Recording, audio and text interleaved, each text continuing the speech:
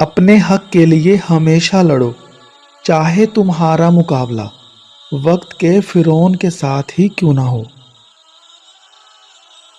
آپ زندگی میں ہر جنگ فتح کر سکتے ہو اگر کوئی آپ کا اپنا دشمنوں کی صف میں کھڑا نہ ہو۔ ڈر اس کو ہوتا ہے جو اپنے لیے جیتا ہے، اور جو کسی مقصد کے لیے زندہ ہو اسے کسی چیز کا ڈر نہیں ہوتا۔ شعور جب بکتا ہے تو وہ جہالت سے بھی کہیں زیادہ خطرناک ثابت ہوتا ہے۔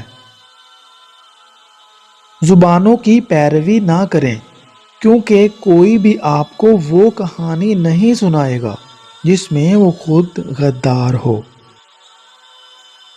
کسی کو ضرورت مند رہنے دینا اور پھر اس کی مدد بھی کرتے رہنا ایک سوچا سمجھا قتل ہے۔ اپنے وہ نہیں ہوتے جو تصویر میں ساتھ کھڑے ہوتے ہیں، اپنے تو وہ ہوتے ہیں جو تکلیف میں ساتھ کھڑے ہوتے ہیں۔ وہ انسان کبھی کامیاب نہیں ہو سکتا جس کے اندر ناکامی کا خوف کامیابی کی چاہت سے زیادہ ہو۔ کسی انقلابی لیڈر کو قتل کرنے سے آپ ایک انسان کو تو قتل کر سکتے ہو، لیکن سوچ کو نہیں۔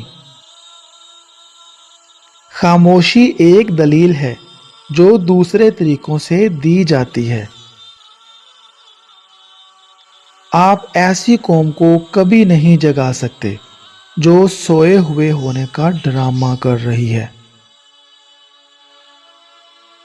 انقلاب ہمیشہ نوجوان لاتے ہیں، لیکن جس معاشرے میں نوجوان چمچہ گیری کی راہ پر چل پڑے وہاں انقلاب نہیں، غلامی راج کرتی ہے۔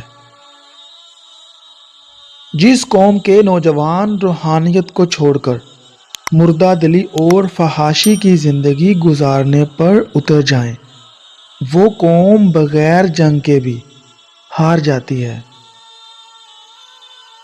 سب کو خدا کی ضرورت ہے، امیروں کو اپنی دولت محفوظ رکھنے کے لیے اور غریبوں کو غربت برداشت کرنے کے لیے۔ ایک جاسوس دشمن کے پورے لشکر کو شکست دے سکتا ہے، اور ایک غدار اپنی پوری قوم کو شکست کی ذلت میں ڈال سکتا ہے۔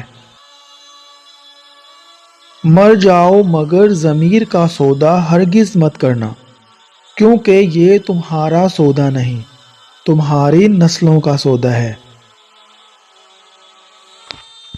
دنیا کی سب سے جاہل ترین عوام وہی ہے جو اپنے مشترکہ حقوق کی بجائے اپنے متفرق فرعون لیڈروں کے لیے آپس میں لڑتے ہیں۔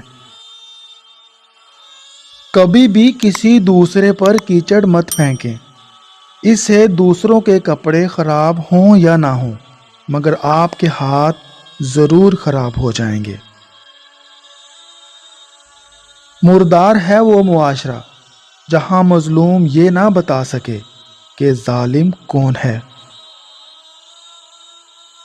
لوگوں کو مختلف قوموں، ذاتوں اور سیاسی و مذہبی فرقوں میں اس لیے تقسیم کر دیا جاتا ہے تاکہ وہ ظلم کے خلاف متحد ہو کر آواز نہ اٹھا سکیں۔ جہاں کشتیاں ضد پر ہوں وہاں طوفان بھی ہار جاتے ہیں۔